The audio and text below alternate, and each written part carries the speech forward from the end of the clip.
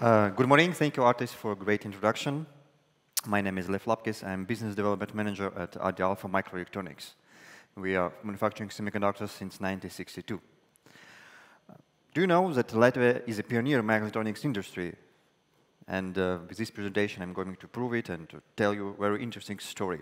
But I think it would be maybe for some of you very obvious, but I would like to start with some facts. What is microelectronics? So we start with the transistor. First transistor was invented in 1947. First integrated circuit was invented in 1958, and I will follow up on this topic in the next slides. Volt transistor production, according to Gordon-Moore law, doubles every 2 years. It's known as it's I think know this. In 2021, almost more than 1 trillion chips were sold in the world. It's almost about 140 chips for every person on the planet. And if we will stock all those chips one another, they would extend beyond the maximum cruising altitude for commercial aircraft. So every person that is in this audience has more than 50 chips in himself, in watches, in mobile phones, and it is more than 50 billion transistors. So huge amount of us. So everyone is using chips right now.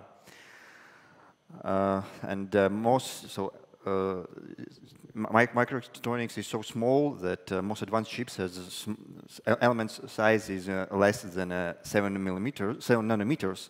It's more than it's almost 10,000 times smaller than the width of a human hair.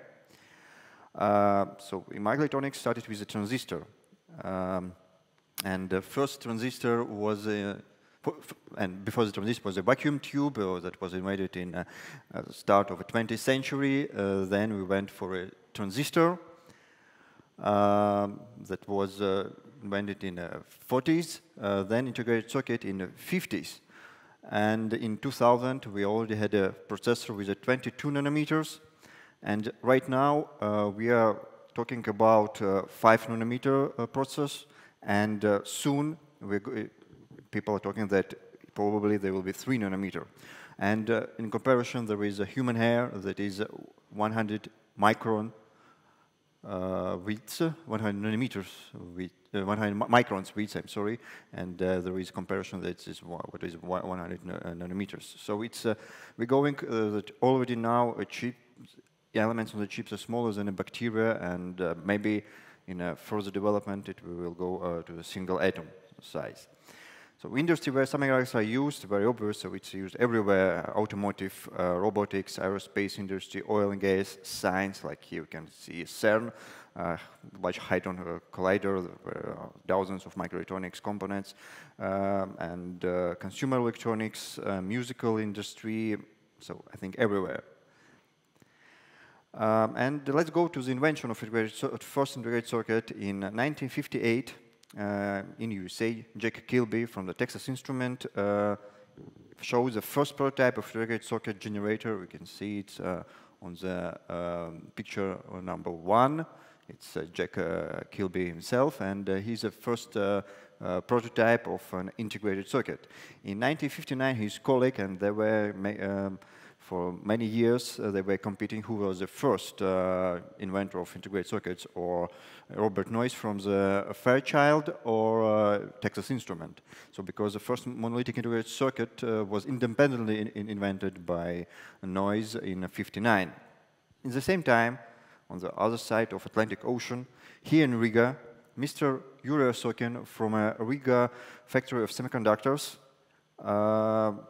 invented and started a serial production of a logical integrated circuit, not OR, was built on germanium, and it was started in 1962. So 4 years later than the first prototype was invented. So in the USSR and in Europe, we are pioneers in the microelectronic industry. And what is interesting about Mr. Osokin, he's not only an inventor of integrated circuit, but he also father and the grandfather of famous 3 Osokins, who are the great piano players, Latvian, our local, very famous piano players, and you can scan Spotify QR code and listen to their music. And so everything is connected, because this music, to develop this music, you obviously use microelectronics that was developed by their grandfather and father. Before I will tell more about my company, I want to tell more about Latvian industry. And for this presentation, I would like to talk about musical equipment. So we have several world famous companies that produce special musical equipment that's not maybe widely used, but it's wide known in specific areas. Let's talk first of all about Erica Things. They're producing modern sound processing equipment. They're used by famous musicians over the world. Bixby creates a high-quality, sustain, whatever it means for me, pedals for all musical instruments. Very interesting project, reflector audio loudspeakers that are designed to deliver great musical experience. So they use reflector because, as you see, sound is going to other way from the listener, and then using the reflector it's delivered. So these sound speakers cost €10,000, and obviously they're used only by very big fans of music. They can hear this difference. Our colleagues from Big Alpha, because it's Alpha Riga semiconductor factory, they are producing microelectronics chips that are used by, as an example, by Erica Things and other companies. They produce special operational amplifiers integrated circuits for synthesizers and audio. And what's interesting with when I'm talking about such special integrated circuits, that sometimes you cannot measure what usually when we say if it is good or bad microelectronic integrated components, so we measure it using a special equipment. But for such components, you need to listen. What is the difference there? Okay, and my company, we are RD ALFA Microelectronics.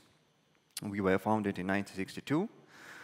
We are pioneers in electronic technology, and our experience and expertise is coming in from the field of analog and analog to digital technology, including bipolar, BiFET, complementary bipolar, CMOS, and BiCMOS. We have more than 60 years of experience in design and production of high reliability, rotation-hardened analog integrated circuits. For this presentation, as I'm dealing more with the space business, I would like to tell you a little bit about our cooperation with ESA and to make some connection with our neighbors from Space Tech Hall, and to tell the cooperation with European Space Agency. So our company, for all these years, from partnership cooperation state that we started in 2015, and in 2020 we became an associated member state of European Space Agency. We have signed 6 contracts. 5 of them were successfully finished. One, like 6th one, right now is running. I think we are the second company in Latvia after our colleagues from Inventec on the number of contracts and money received on them. During this contract, we have specially for European space missions developed 2 new integrated circuits. One of them currently was qualified, because it's one thing is to develop an integrated circuit, and another thing is to prove that it can be, you can fly with this integrated circuit. 2 integrated circuits are right now in qualification and running. So cooperation with ESA is a great possibility for us to go from an idea to market-ready product. So here you can see slide from a ESA presentation some years ago. So what's the idea? So how was the approach? They have several type of activities. Preparatory activity, when we started in 2015, when we had made a survey talking with many of large system integrators like Airbus, Thales, and so on, asking what do you need, what type of integrated circuits you need from our portfolio, from our heritage. We have identified 3 of them, and then we've started with research and development activity. It was finished successfully, the results were demonstrated. And then flight segment activity in our terms. So yes, we were not sending this integrated circuit into the space. We have stated this in Latvian laboratory, in European laboratories, mainly in Latvia, in order to prove that it can be flown. It's a flight segment for us. And the market, yeah, right now we are on the market. This integrated circuit is being used by our international partners, not only by European Space Agency. We have clients from India, and they were interested in it, and also, of course, European Space Agency. So here you can see delegation of Latvian industry meeting with Director General of European Space Agency, and me, myself, near the model of satellite that was flown to the asteroid, if I'm not mistaken. So what we have done in matter of qualification, so first of all, we've developed this quad operational amplifier ALFA D124. It has a total enabling dose resistance more than 300 kilowatts. It is ILDRS free and single event immune, so it can be used for longer missions, because usually for low Earth orbit you don't need to have more than a 50 K rads. So, and if we have 300 K rads, then it is without any problem can be used for flight to Mars, Venus, and so on. Process included manufacture and acceptance of wafer lot, assembly of qualification lots, evaluation tests according to ECC specifications. So we have used two of them, 2269 and 2100. And right now, integrated circuit is qualified according to a single-phase qualification theme, and result presented to European Space Component Information Exchange System. And right now, we are entered in the European part preferred list, and everyone knows about it. You can open ECC database and see, okay, yes, so there's RD ALFA Microelectronics, first from the Baltic states, that can be used for space missions. And next, what's the future? We are living in a changing world, and in February 2022, European Commission President Ursula von der Leyen announced European Chips Act, which will add 15 billion to an existing 30 billion in public investments to create new STEM-focused programs, attract new talent to Europe, and build new infrastructure. Unfortunately, European share of the global microchips market is only 10%. Europe has limited chip manufacturing capabilities. Chip mainly manufactured in Taiwan by TSMC and similar companies. It's not good for European non-dependency. And many of companies are coming from USA, Texas Instrument, National, Fairchild, and so on. It's also not good for European non-dependency. For space, it's important to have non-dependency. We don't need to have any license to use integrated circuits and so on. By 2030, goal is to reach 20% of the worldwide semiconductor. And as Latvia is a pioneer of this industry, we for sure must participate in this. We cannot miss this opportunity.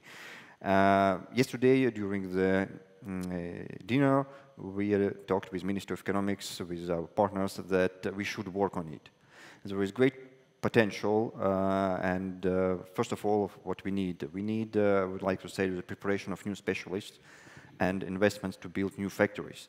Because right now, we are working in a micron technology, but we need to move to the nanometer technology. But also, micron technology is needed, because we cannot work with analog integrated circuits. You cannot send 5 nanometer processor into the space. It will never work there, because the size of elements is so small. It's, as I've been showing to you in the graph, it's similar as bacteria and human cells, and same effects will appear to the microelectronic components, the same as will appear to the human body when it's exposed to the radiation. That's why analog integrated circuits will be used forever in such harsh environment. And Latvia has great experience, knowledge, mainly in analog and analog to digital technology. It's, unfortunately, I cannot invite all of you to our factory, and that's why I would like to show you several pictures.